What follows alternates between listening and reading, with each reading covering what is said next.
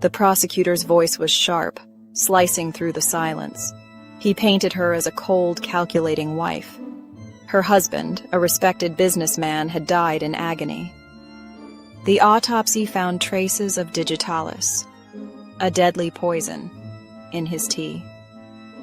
There was no sign of forced entry, no struggle. Only her fingerprints on the teacup. The police report was damning. It spoke of a strained marriage, of financial troubles, of phone records with strange late-night calls. Her lawyer tried to object, but she only glanced at him, giving a slight shake of her head. She never spoke, not once, not to defend herself, not to explain. The jury stared. The judge frowned. The hush in the room grew deeper. Why wouldn't she fight for her life? Every new fact made her look guiltier. But through it all, that smile lingered, quietly haunting everyone present. Piece by piece, the evidence mounted. The bottle of digitalis was found in her vanity drawer. Her husband's will changed just 3 weeks before his death. Everything left to her. Security camera footage showed her alone in the kitchen on the night he died. The case seemed airtight. The defense called her to the stand. She refused. Her lawyer pleaded, almost desperate, but she would not budge. Her eyes met the jury's. Still, no words, just the faintest trace of that same smile. Was it arrogance, madness, or something else entirely?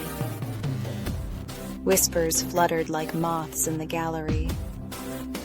She's guilty. She's in shock. The prosecutor pressed on, relentless.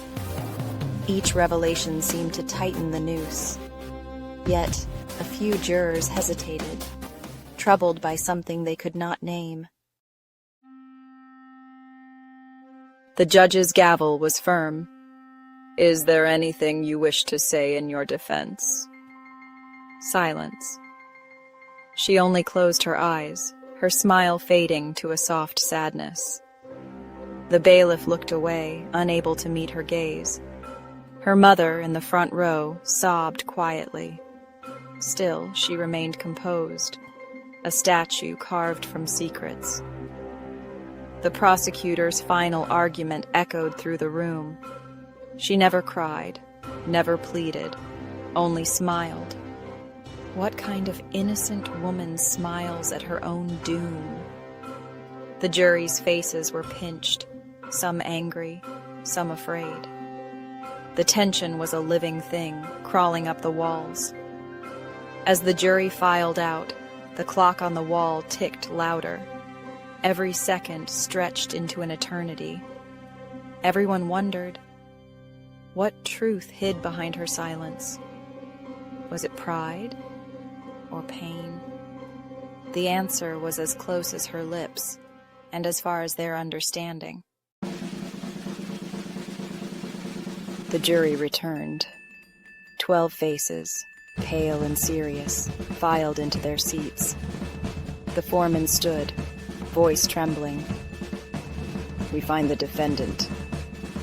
But before the words could finish, the courtroom doors burst open. A man in a wrinkled lab coat rushed in, clutching a folder. Papers spilled, scattering across the marble floor. The judge barked for order. The man gasped, "Your Honor, I have new evidence!" The room erupted. The prosecutor's face drained of color. The woman's smile returned, this time brighter, almost grateful. The judge waved the expert forward. "Proceed." The man's hands shook as he laid out photographs, reports, and a hidden camera recording. The room leaned in, every heartbeat pounding like thunder. The late-arriving expert took the stand, voice steadying. "The poison was not administered by the defendant," he declared. The hidden camera, installed by her husband himself, showed him preparing the tea and tampering with the evidence. He'd rehearsed tearful calls to police, laying the groundwork to frame her. He'd been dying, by his own hand, leaving her to take the blame. Life insurance would cover his debts, but only if she was convicted. The world turned upside down in a minute. The prosecutor stammered, the judge's jaw dropped, and the gallery exploded in shocked shouts. The jury gasped as the footage played. Her silence had not been guilt, but despair. She knew no one would believe her, not with the lies so carefully layered. Tears stung her eyes at last, the smile trembling on her lips. The judge's voice was gentler now. "You are free to go." For the first time, the woman's composure broke. Her shoulders shook, a sob escaping. She turned to the jury, face wet with relief and sorrow. "No one would have believed me," she whispered. He made sure of that. Reporters surged forward. Her mother clung to her, weeping with joy. The judge watched, eyes softening. He spoke quietly, almost to himself. Justice is not always swift. But truth, in time, finds its voice. As the doors opened, light washed over her. She paused, looking back one last time. "Sometimes, the truth waits in silence," she said, voice clear. "But it waits, and it endures." And as she stepped into freedom, the world remembered her smile, the smile of a woman who had never lost hope. What's something people don't know about stories? They never truly end. There's always a new adventure waiting for you. Just pick your next tale and I'll meet you there. Subscribe to the Story Circle and let me know which story I should tell next in the comments.